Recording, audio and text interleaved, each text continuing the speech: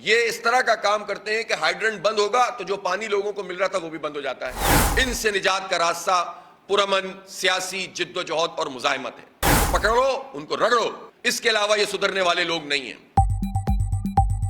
S B C اے کے معاملات درست نہیں ہوئے ہیں ابھی تک جو ہے غیر قانونی تعمیرات پوری طرح سے رکی نہیں ہے. لیکن ظاہر سی بات ہے ایس بی سی اے پہ پورا سسٹم کا راج ہے اس وقت بھی، چند جگہ پر کر کے اپنے ریٹ مزید بڑھا لیتے ہیں. تو اکراس دی بورڈ ہونا چاہیے، پوری پالیسی بننی چاہیے تاکہ ریگولرائزیشن بھی پراپر طریقے سے ہو اور کسی کی جرت نہ ہو کہ وہ اس طرح غیر قانونی تعمیرات کر سکیں. اور جو بن رہی ہیں اس وقت جس میں لوگ بیٹھے ہوئے نہیں ہیں ان کو تو گرایا جا سکتا ہے. ہم یہ سمجھتے ہیں کہ یہ سسٹم اس وقت بھی کام کر رہا ہے.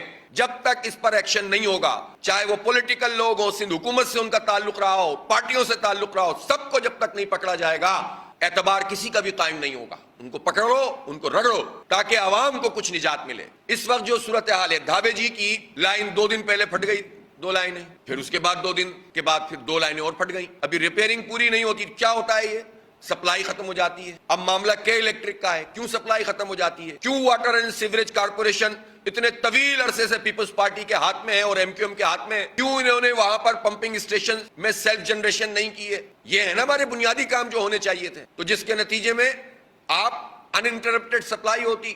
اور کے الیکٹرک سے کوئی کیوں نہیں پوچھ سکتا کہ سپلائی کیسے بند کر دیتے ہیں؟ کوئی پوچھنے والا نہیں ہے.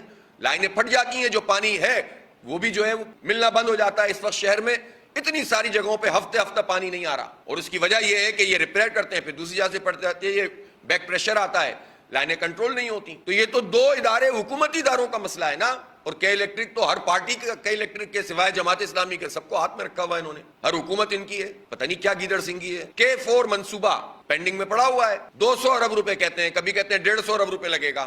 ابھی 120 ارب روپے کا کہا، 15 ارب روپے رکھے. اس سال بھی یہی کیا ہے. تو یہ مذاق کیوں ہو رہا ہے قوم کے ساتھ؟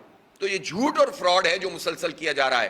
غیر قانونی hydrants per across the board اس پہ پابندی لگنی چاہیے، لیکن اس کو انشور کر کے لگنی چاہیے کہ نلکوں میں تو پانی آئے. اب یہ جو مافیا کرتے کیا ہیں، چاہے وہ بجلی مافیا ہو کہ الیکٹرک کا، یا یہ ہائیڈرنٹ مافیا ہو، جب اقدامات کیے جاتے ہیں تو حکومت کے چند لوگوں سے مل کر یہ اس طرح کا کام کرتے ہیں کہ ہائیڈرنٹ بند ہوگا تو جو پانی لوگوں کو مل رہا تھا وہ بھی بند ہو جاتا ہے. تو لوگ چیختے ہیں کہ بھائی غیر قانونی ہائیڈرنٹ سے پانی تو مل رہا تھا نا، لائن میں پانی تو آ نہیں رہا.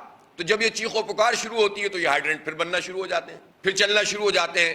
یہ ملی بھگت کے ساتھ کام ہوتا ہے صرف فیس سیونگ کے لیے. وقتی طور پر کاروائی ہوگی، پھر نئے ریٹ لگ جائیں گے. جیسے انکروچمنٹ کے نام پر ٹھیلوں کو ہٹایا جاتا ہے اور پیسے بڑھا کر دوبارہ لگا دیا جاتا ہے. تو اتنے بے وقوف اب لوگ نہیں ہیں کہ جو ان مسائل کو نہ سمجھتے ہوں. اگر واقعتاً یہ کاروائی ہو رہی ہے تو وہ پانی اب نلکوں میں آنا چاہیے.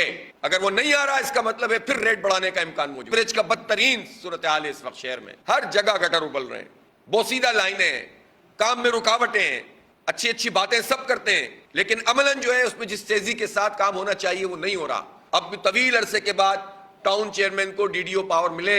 ہم جماعت اسلامی کے تمام ٹاؤن چیئرمین انشاءاللہ تعالی ہم اپنی پوری جو محنت اور کوشش ہو سکتی ہے وہ ہم کریں گے، اور جو ریلیف کا ہم کام کر سکتے ہیں کریں گے. لیکن واٹر اینڈ سیوریج بورڈ اور سندھ سالڈ ویسٹ مینجمنٹ جو ایک پیرالل سسٹم چل رہا ہے، ہم وزیر اعلیٰ صاحب سے بھی مطالبہ کرتے ہیں کہ سپریم کورٹ کے فیصلے کے مطابق اور آئین کی آرٹیکل 140 کے مطابق سارے اداروں کو ڈیوالو کریں یو سی اور ٹاؤنز کی سطح پر.